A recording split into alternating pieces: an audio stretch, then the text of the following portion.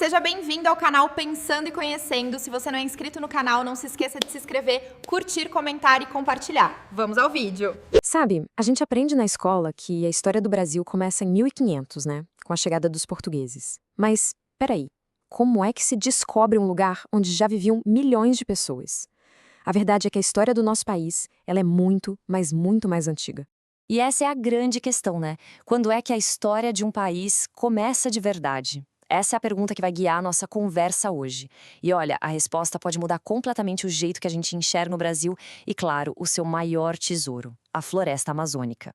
Então vamos lá. De um lado, a história que todo mundo conhece. 1500, chegaram os europeus. Do outro lado, a gente está falando de uma ocupação humana de, no mínimo, 13.000 anos. A diferença é absurda. E a maior parte dessa história, que ficou esquecida, aconteceu bem ali, na Amazônia. Para a gente entender o que se perdeu, primeiro a gente tem que desmontar o mito que foi construído em cima disso tudo. A ideia de uma Amazônia intocada, selvagem, praticamente vazia. Pois é, durante séculos, a imagem que se vendeu da Amazônia era essa aí, um inferno verde. Um lugar hostil, sabe, impenetrável. Um vazio imenso onde nenhuma grande civilização conseguiria sobreviver.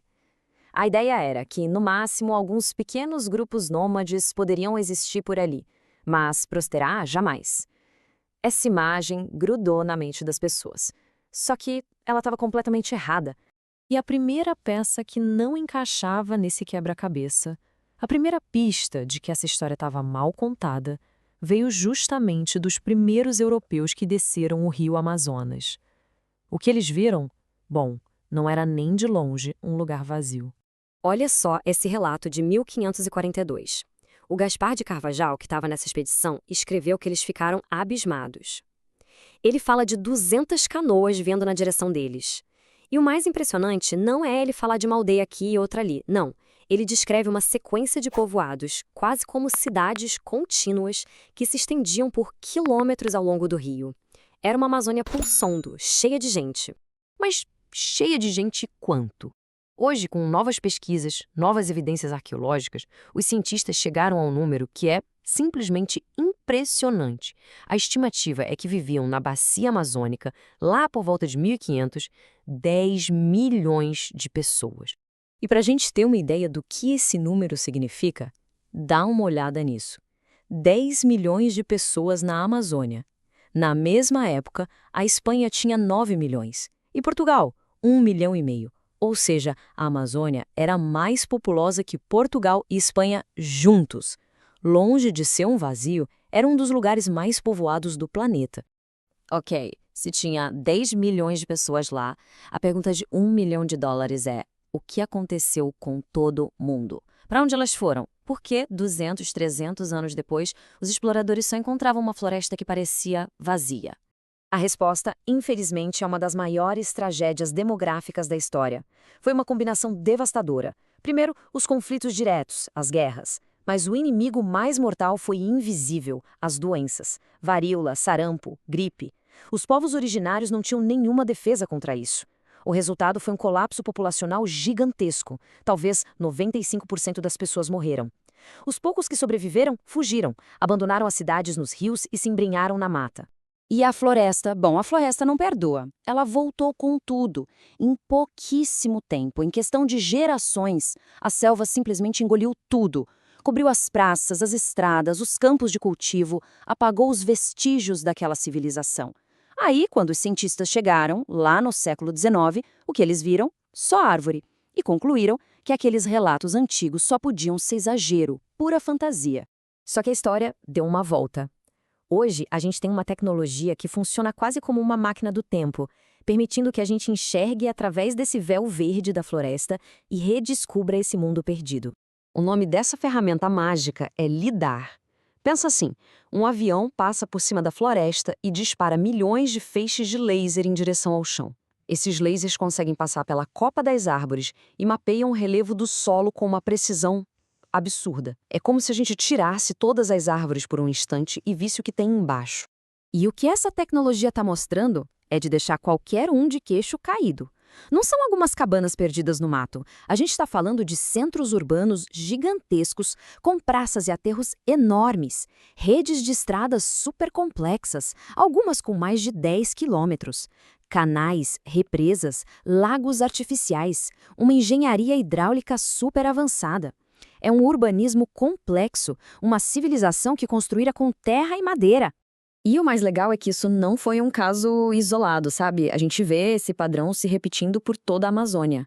Lá na Ilha de Marajó, no Alto Xingu, até na parte boliviana da Amazônia, com a cultura Casarabe. Em todos esses lugares, o que se vê são sociedades complexas, construindo coisas monumentais com o material que eles tinham em abundância, a própria terra.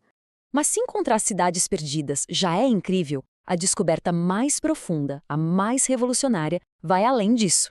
Ela mostra que os povos antigos da Amazônia não apenas viviam na floresta. De várias formas, eles construíram a floresta. A primeira grande pista disso é um negócio chamado terra preta de índio. Funciona assim. O solo da Amazônia naturalmente é bem pobre. Só que justamente onde ficavam as antigas aldeias, a gente encontra esse solo escurão, super fértil. E hoje se sabe que ele foi criado de propósito. Eles gerenciavam o lixo orgânico e, ao longo de séculos, transformaram o lixo em ouro. Um solo que permitiu uma agricultura capaz de sustentar milhões de pessoas. A segunda evidência é ainda mais fascinante e está viva nas próprias árvores. A gente está acostumado com a ideia de domesticar animais, né? Pois bem, os povos amazônicos fizeram o mesmo, só que com as árvores. Por milhares de anos, eles selecionaram, cultivaram e espalharam as sementes das espécies que eram úteis para eles. Pensem em castanha do Pará, cacau, açaí, por toda a floresta. E o resultado desse trabalho de milênios é espantoso. Um estudo mostrou que, de todas as árvores da Amazônia, metade delas pertence a um grupinho de só 227 espécies. E a parte mais incrível? Muitas dessas espécies super comuns são, adivinha? Exatamente aquelas que os povos indígenas domesticaram. Isso quer dizer que a distribuição das árvores na Amazônia não é obra do acaso. A floresta é, em grande parte, um gigantesco pomar, um jardim ancestral. Então, quando a gente junta todas essas peças, as cidades perdidas, a terra preta, as árvores domesticadas, a gente é obrigado a repensar tudo. Não só a história da Amazônia, mas a história do Brasil desde o seu comecinho. É uma forma diferente de pensar em civilização, né? Enquanto outras civilizações construíram grandes monumentos de pedra, talvez a gente possa dizer que o grande monumento das civilizações amazônicas, a obra que dura até hoje, é a própria floresta. Então, o que a gente leva de tudo isso? Primeiro, que a Amazônia não é uma natureza selvagem. Ela é, na verdade, uma paisagem construída, talvez a maior agrofloresta do mundo. Segundo, que a história do Brasil não começou com colonizadores, começou muito antes, com engenheiros, com arquitetos paisagistas que moldaram essa terra por milênios. O legado deles não está em ruínas em pedra, mas está vivo. E isso tudo nos deixa com uma última reflexão. Se a gente passa a enxergar a floresta não só como natureza, mas como um imenso sítio arqueológico, como um monumento vivo, o que isso muda na nossa responsabilidade de protegê-la? De repente, proteger a Amazônia não é só uma questão ecológica, é também uma questão de preservar nossa própria história. No fim das contas, proteger a floresta é proteger a história mais antiga e profunda do Brasil. Se você gostou do vídeo, não se esqueça de se inscrever no canal, compartilhar, curtir e comentar. E até o próximo vídeo!